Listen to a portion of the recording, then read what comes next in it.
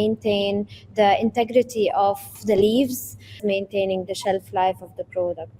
The purpose of food should not be only look nice, but also need to bring a health benefit for humans and nutrient capacity. Packaging is not only wrap the ingredients or wrap the fresh vegetables, but it actually protects the quality of each and every crop.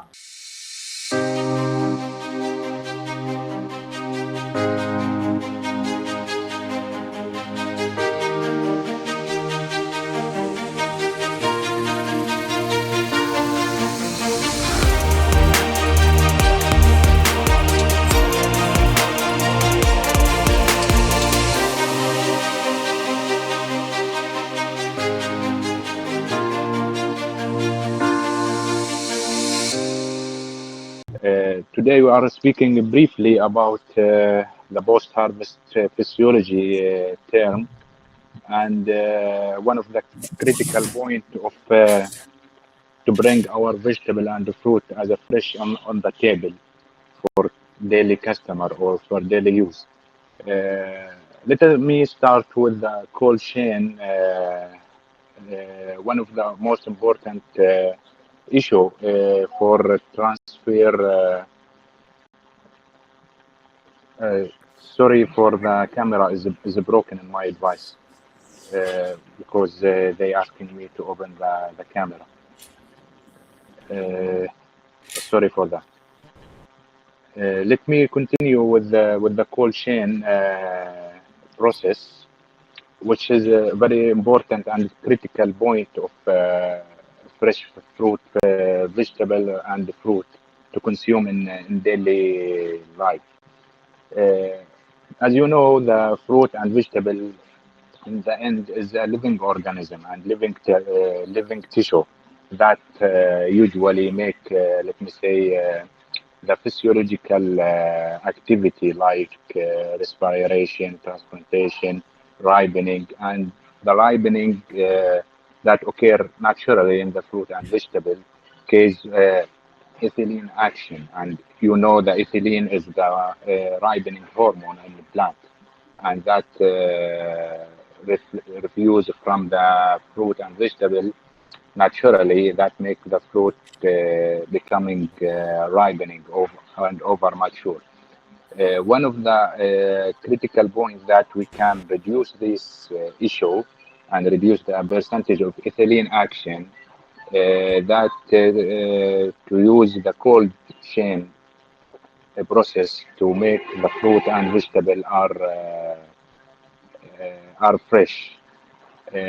And as I mentioned before, respiration as a tissue, a living tissue from vegetable and the fruits, respiration is one important that occur that mean vegetable and fruits that make metabolic activation, that mean reduce the carbon and increase the ATP inside the tissue, and that make the fruit and vegetable less durable during with time. So one of the tissue that we use as a post harvest to maintain the fruit and vegetable cold chain. As well as, of course, some of the vegetable and the fruit, they have microbial growth as well. We can also maintain the availability of the fruit and durability with the cold chain. Let me say also breaking the cold chain that occur. That mean that tissue of the fruit and the fruit that lose water, becomes soft, and the color maybe change and become oldness. And we usually or vision that very well during our daily life. When you open the refrigerator in the home, you see the cucumber is well, become old, become soft. This is one of the issue that we are talking about. So the cold chain in transportation is very important to deliver our fresh fruit and vegetable. So if we are broke this cold chain, we will lose the yield or the fruit and vegetable.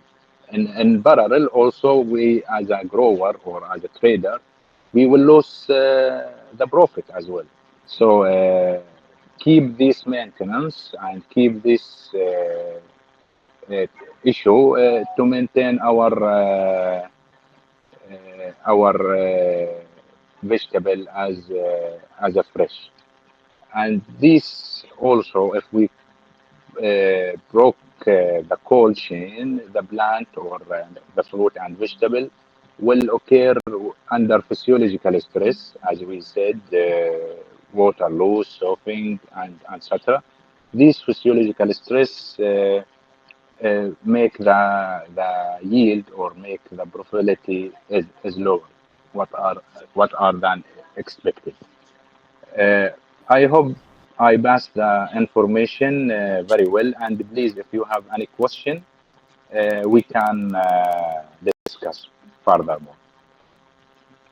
Or I can continue and keep the question in the end.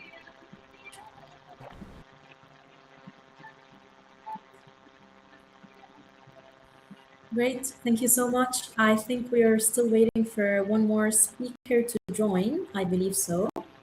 So Yes. we'll give it like a minute or two until all of us are on board. Okay, thank you. So may I continue with the subject to cover? And we are talking about the cold chain, one of the important post-harvest process to maintain the vegetable and fruit are fresh. And the other one is the packing, let me say, one of the critical point also to maintain the fruit and vegetable fresh to deliver in our table in daily use. The packing is one of the important issue that, let us say, to cut the oxygen and uh, dioxide carbon CO2 to uh, to cut down this process with the vegetable and the fruit and keep it as normal. So the cleaning before, of course, the process of baking should be pass different stage. One of the most important stage, the cleaning, and could be by water, by UV light, whatever, that to kill the organism, bad organism, and killing them. And if we have such soil, dust, whatever, that can make it clean. Also, one of the important issue to make the backing is ventilated. That means some fresh air can pass, but not in a huge amount. And also, this backing should be moisture resistance. That means not have any moisture, because the fruit and vegetable, if they have moisture level, will reduce the durability, and these make the fruit is less, and we can lose the fruit and vegetable. Also, one important to prevent light, the direct sunlight, as example, or any harmful light that make the fruit and vegetable is heated and whatever. As well, any mechanical injury could be happen also for from the backing. That also need to prepare it very well and organize in a very nice way, that to prevent any mechanical injury. Then prepare this yield and vegetable and fruit for proper cooling and to deliver for the customer. Great, thank you so much. And since now we have already started with some insights from your end, let me proceed with Engineer Muhammad's biography, as well as some adding to some discussions, and then we can move on to the rest of the speakers. Abir, it's good to have you on board as well. So now we're all here for the panel discussion. So starting with the first aspect, so being a very motivated and proactive agricultural engineer with extensive experience in research and post-harvest management and agricultural training, it was also proven that you have a proven track record in roles such as agricultural research aspects and educational aspects in terms of sales representative, where you've successfully contributed to enhancing productivity and efficiency. So you are filling a gap between research and corporate, as well as sustainability in an innovative environment. So if I may add to your discussion, engineer, why is cold chain important specifically for fresh fruits and vegetables? You've mentioned a lot of good points, which sets the foundation, but as a take-home message, why do you think cold chain is specifically for those vulnerable food products, if we're talking about fruits and vegetables in specific, and how does it differ? Oh, thank you, Ramziya. And I think and I believe the cold chain is very important part of to maintain our fruit and vegetable are fresh. And you know the temperature that play very role important in to keep fruit and vegetable maintained for daily use as a fresh. That mean the vegetable and the fruit have optimal temperature to live inside, like our human. If the temperature above the 30, that we will make us stressed, and if it is below 10, make us as a stress as well. And the fruit and vegetable the same. Mm. The, usually we maintain the fruit and the vegetable as a fresh around 4 Celsius as example. That make it them fresh and adaptable for daily use in our tables. Sounds great with regards to the chain. So that's when the chain is already placed. So now the question Yes. is, once the chain is broken, so once what happens when basically the entire chain tends to break, would that lead to what are the consequences of this particular cold chain not going as planned? You could list for us just some of the major consequences that you would tend to encounter. Of course. If the cold chain is broken, and of course we will lose the value of the fruit and vegetable. As example, if the temperature is below zero, the fruit and vegetable tissue it will be frozen, and frozen that means it will be softened, so will not be able to use this vegetable and the fruit as well for the temperature if it's increased. Uh, so the cold chain broken that will make us as a consumer will lose our vegetable and fruit, and for the trader that mean he will lose profitability. Makes sense. And what happens in a nutshell is that these aspects need to be prevented. So to prevent these losses, packaging becomes very crucial and very critical line of defense. Thank you Exactly, so this is why the backing is very important. Okay, thank you so much for these main foundations and insights shared. Now, to wrap it up with regards to cold chain in specific. So, in your own perspective and your expertise, what characteristics we are talking about with regards to packaging? Because I believe not every packaging is packaging, right? So, what Right. characteristics are you looking for with regards to packaging for fresh produce specifically? Yeah, let us mention the main important characteristics for packaging. It should be clean packing, should be strong, strong enough for transportation, ventilated very well, that make the fruit and vegetable ventilated, and also moisture resistance or waterproof in general, that not make any water that become inside the backing, or this is clear, I think. As Yes, well, it should be prevent any light or sunlight direct on the backing that make the fruit is heating inside the backing. As well, it should be environmental friendly as well. The For biodegradable and easily to yeah, be recyclable on long term. easily to recycling and so on. And this is that's it. Let me say the Yes. main characteristics for Yeah, that packaging. connects specifically to what how packaging is not only a name, I would say, just to wrap the ingredients or wrap the fresh and vegetables, but it actually protects the quality of each and every crop. So this, in a nutshell, explains it very well. So can you provide us, engineer, just with a take-home message of proper packaging?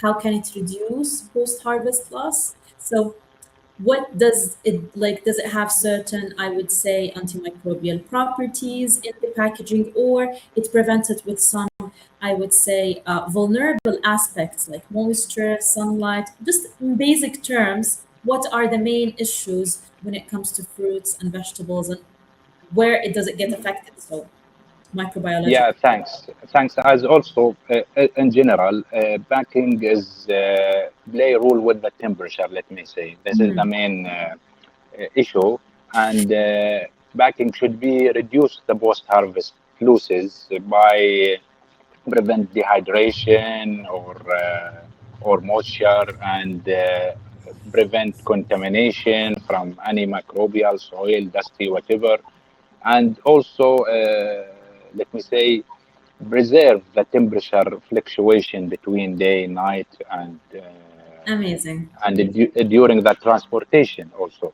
That all these issues should be maintain our vegetable and fruit to daily use as a fresh one. Because every stage definitely identifies what's going to happen in the next stage. So if you go wrong in one stage, the entire chain would get affected. Thank you so much for your insights. That was very, very beneficial. I'd like to now move to our next speaker. I will be starting with Farah al-Masri. So overall, to speak about your background, we are aware that you are a QHSE manager at Emirates Botanica, and you have extensive years of experience in food safety, quality management systems, and regulatory compliance. A nutrition graduate and approved by Dubai and Abu Dhabi authorities. You are also involved in educational aspects of trainings, and you've trained more than 1,000 professionals and led to implementation of food safety and quality programs. So you are not only bridging the gap, but you are also adding expertise to those in the corporate and in the agricultural sectors with regards to the skills that are needed and are set from the foundation of nutrition and food safety, and also a vital role in compliance systems and sustainable food production. Welcome on board, Farah. If I may begin exploring, we have a lot to Thank you, Ramiz, for the introduction. we have a lot to benefit from your background and all of the speakers' backgrounds, of course. So if I would like to inquire more about Botanica, it's like the name itself says a lot, and the achievements and the production and the capacity and the sustainable farming aspect. So if we speak about how Emirates Botanica grows leafy greens in controlled indoor environment, so everything is basically controlled and you have a lot of aspects and parameters to control as well. How does this specifically impact cold chain requirement compared to traditional farming? So since we're talking about indoor vertical farming, so could you please brief us about how does it make it different? As you were mentioning previously about when the cold chain is established, we need to maintain it.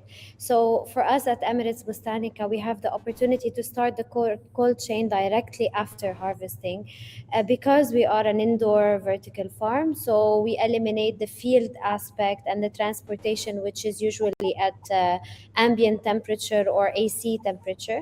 Around 20 to 25 degrees. So for us, what happens is the whole planting stage and growing stage is in a controlled environment. The temperature doesn't go up, above 23 degrees. Then directly after harvesting, we move the products into a cold store where the temperature is below 5 degrees. So the cold chain is directly started from harvest. Within 1 hour, the products are in cold store, so the cold chain is initiated. This will help us in maintaining the quality, food safety of the products, because we're ready to eat directly from the farm. There's no need to wash our products because they are grown in a specific way, in a controlled way as well. So the cold chain is directly initiated. The nutrients are maintained within the products.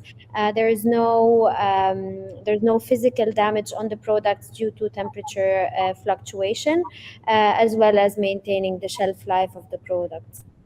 This highlights a very interesting shift, in fact, because where controlled environment is actually redefining traditional assumptions about cold chain needs. Because a lot of us would understand, I would say, that this particular crop has been grown using controlled environment, or this particular crop has been done not in a traditional farming way. However, getting into the depths of the differences is very crucial. Farah, you can hear us because your screen is lagging.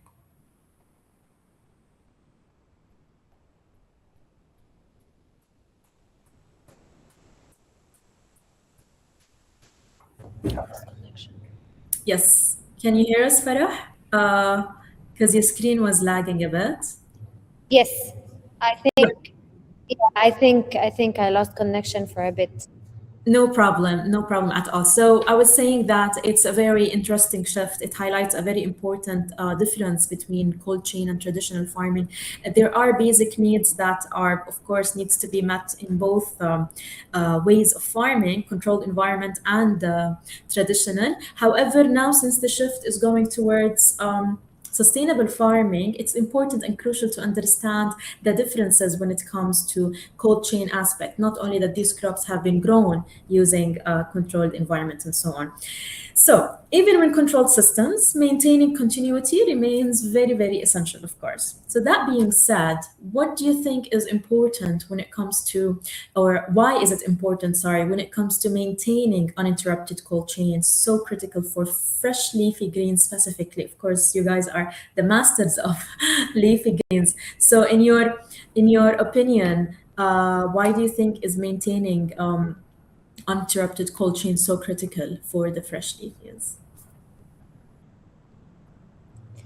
So, as we all know that, and then it was explained by Doctor before, the fact that fruits and vegetables are living just like us, just like any other living organism, and they are specifically perishable. So, specifically, leafy greens are the most perishable out of the all of the fruits and vegetables.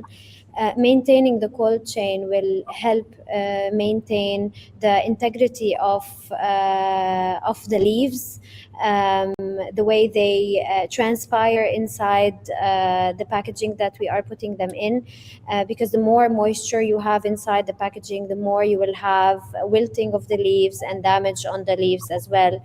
And that is in its turn a sustainable approach, because the more damage you have, the more you would have wastage at the end, which is something that is not sustainable. To produce and spend energy on production and then waste the product at the end is not sustainable. Definitely. So one of our approaches in terms of sustainability for the product is maintaining the quality of the product in a way that we don't waste it at the end, and also redirecting the waste in a way that is also sustainable. We do not throw any leaves that are damaged or not marketable into landfill. We make sure that we compost them, and then they are being used in our so sustainable, as I was mentioning. Amazing. So actually, this would more or less reduce. So when we speak of sustainability, that's the umbrella, and under that, it can lead to basically good farming practices, good agricultural practices, and less food waste. So this is the I would say the insight you're going towards that contributes to both our national strategy and our international SDGs as well. Sounds great. So from there, it becomes important and crucial that we tackle and we understand the tools which contribute to the consistency and the continuity of these crops. So that being said, now technology is taking over. So the Internet of Things and technology, it connects the equipments, the sensors, the managements in a lot of decision-making industry right now. So in your opinion, how can the Internet of Things or IoT motivate basically monitoring and improving food waste and reducing food waste and improving the overall food safety? Just a brief.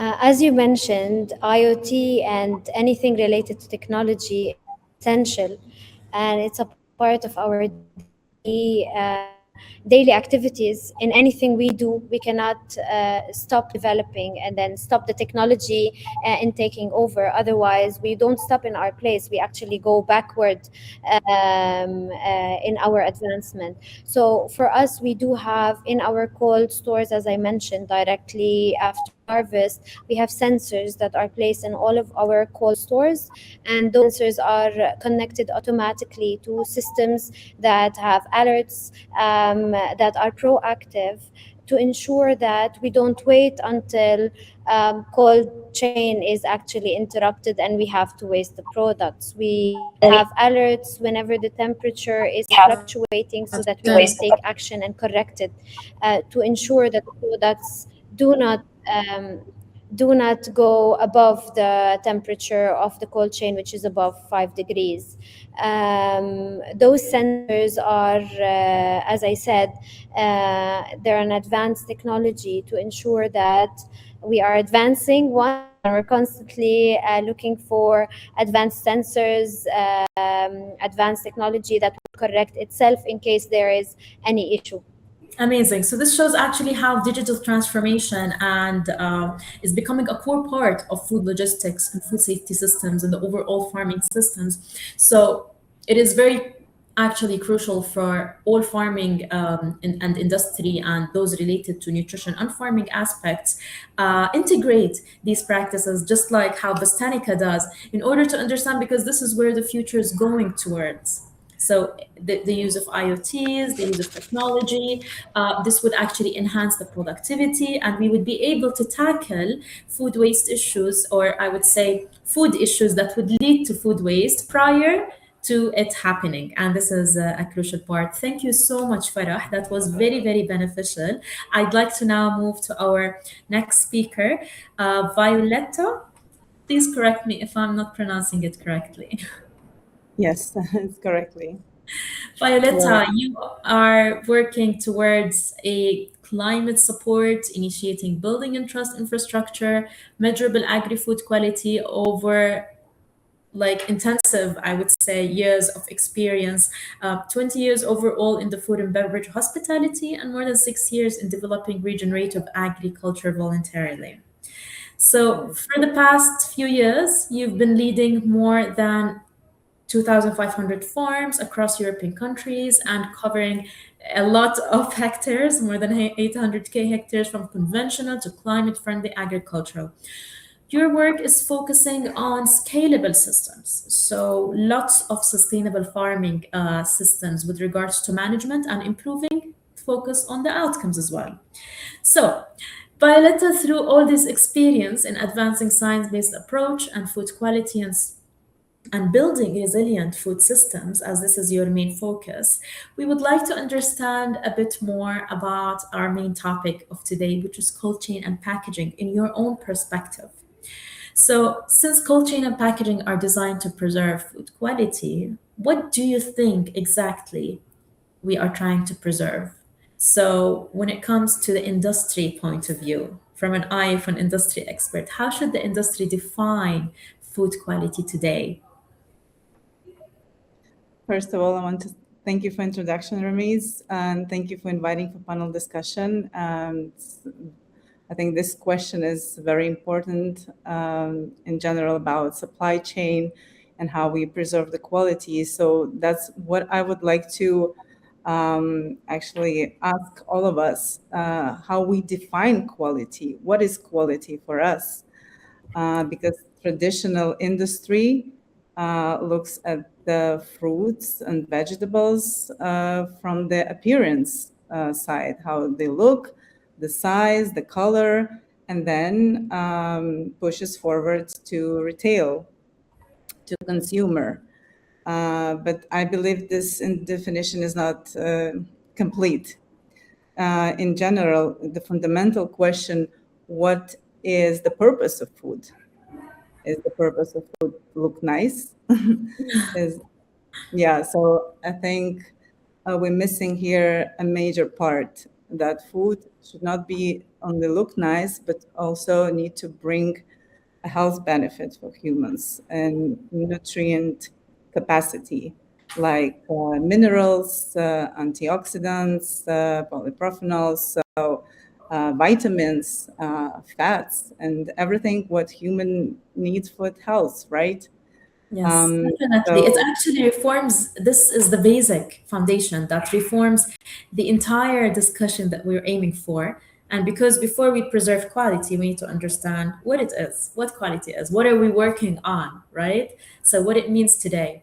So if I may ask, building on this particular foundation that you have just mentioned, can I explore more about freshness, how it becomes increasingly complex? Like cold chain and packaging technologies have advanced, and a lot of related aspects are being explored. So, why is preserving freshness becoming now more challenging? Since you've just defined what quality is, so why is it becoming that challenging currently? Right. So, as we define the quality, that it has two dimensions, right? The nutrient quality, nutrient density, and preservation with the packaging and cold storaging, right? So, and I don't think so that industry is missing much right now, because packaging and cold storage advanced really at the high pace, right? Where agriculture is not that yet there. So what I see the problem is the entry level into the supply chain. So that would be a product quality which comes from the farm. Because unfortunately, we are not measuring quality and verifying it through the nutritional density, which gives us a definitely different picture and will help us to make better informed decisions on how to proceed. Yeah. Amazing. So actually, like to bring it together, I would say that what happens here is it's despite the technological progress that we're having, there is yet a challenge, and that's why regular awareness from people or experts just like you is needed on regular basis, because at the end of the day, awareness doesn't stop at some point. We are continuously needed to have updates and to understand more, and what is that's why we come to a point where let's get to the foundation of it. What does it mean in simple terms in order to add knowledge to it? Thank you so much, Violetta. So to move forward, this naturally brings us to the other side of the system, which if quality begins before we harvest. So we're not now examining the point of quality, the end point of a crop. So if quality begins before we harvest, how can food industry better connect farming practices with post-harvest to consist higher quality? So we are considering we're considering quality from the point of the seeds being farmed, seedlings. How does that happen? Yeah.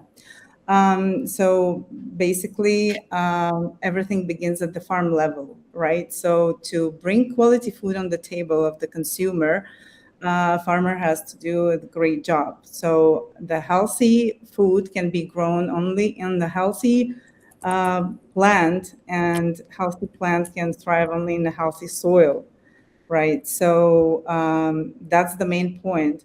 And when we have measurable quality, let's say, it gives us more opportunities to understand how the fruit or vegetable can perform after harvested.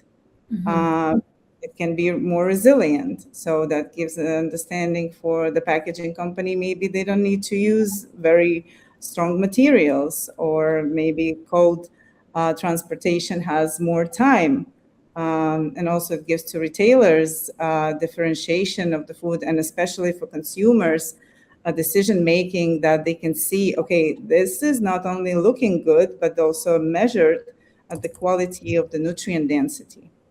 So that would be the main point, how to connect entire chain, because now each part of the chain works perfectly, seems like, but we are not that very much connected, and the measurable quality is not, let's say, going through the beginning of the birth of the fruit or vegetable to the end to the consumer.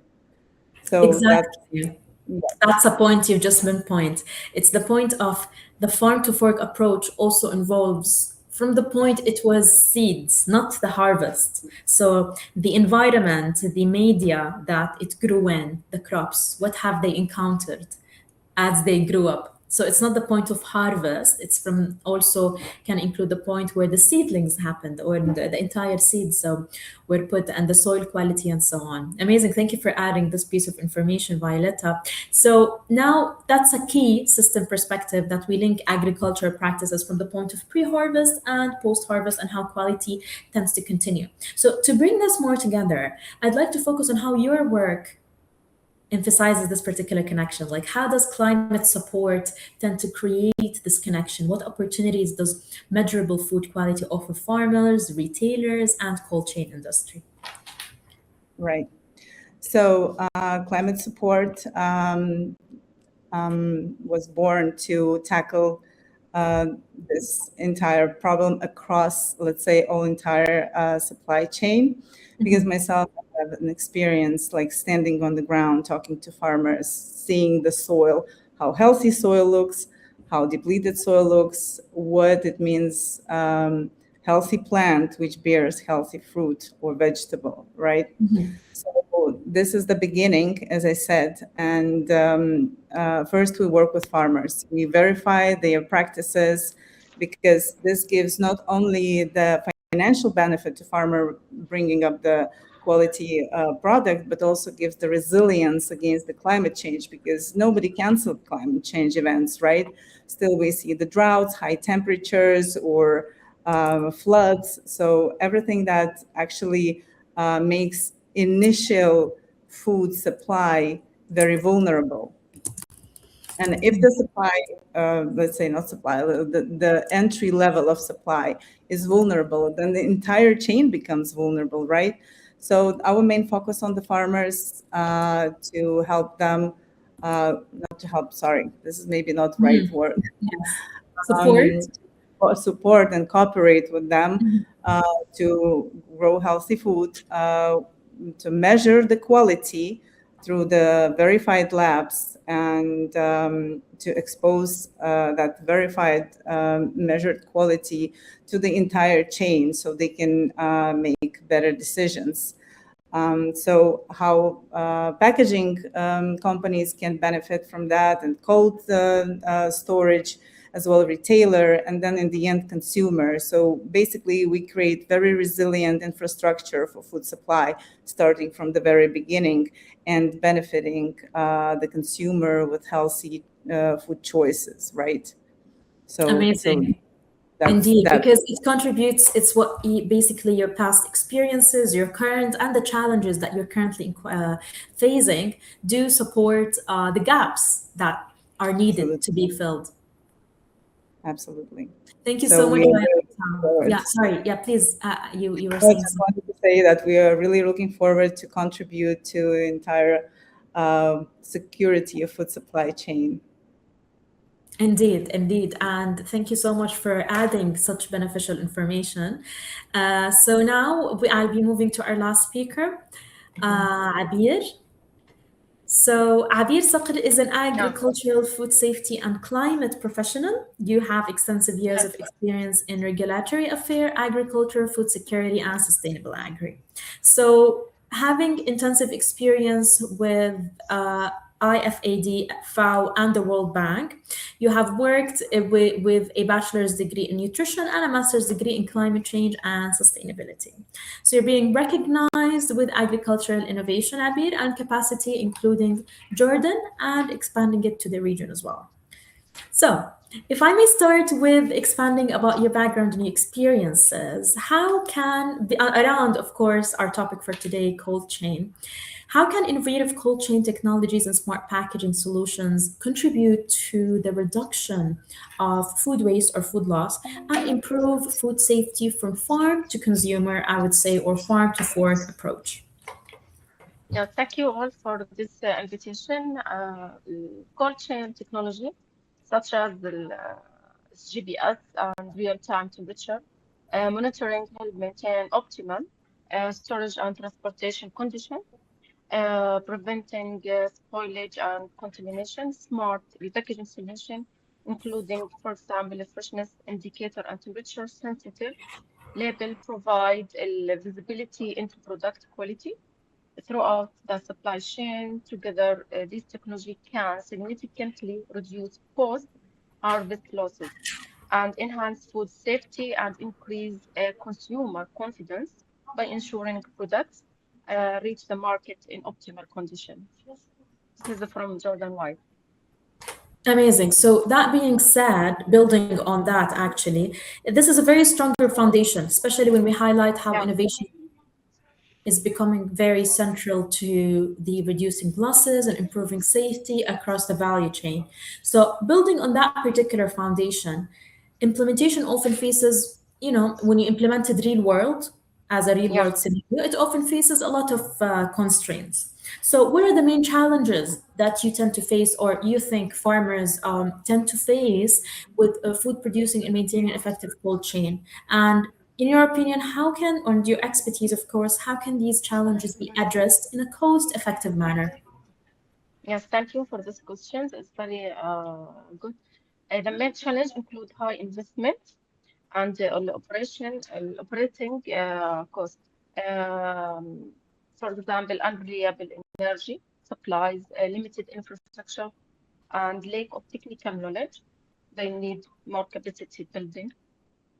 Cost-effective solution includes solar power cold storage system, shared cold storage facility for farmer cooperative, and capacity building program, public-private partnership, and targeted government incentive can also help small and medium-sized producer across modern cold chain technology. This is the main challenge we face, and this is how we can challenge like this Amazing. building, So, and the public can integrate merge with private with public. so you've highlighted a very important reality and how these challenges tend to be faced, so that even best systems tend to face these barriers when it comes to cost, infrastructure, and accessibility.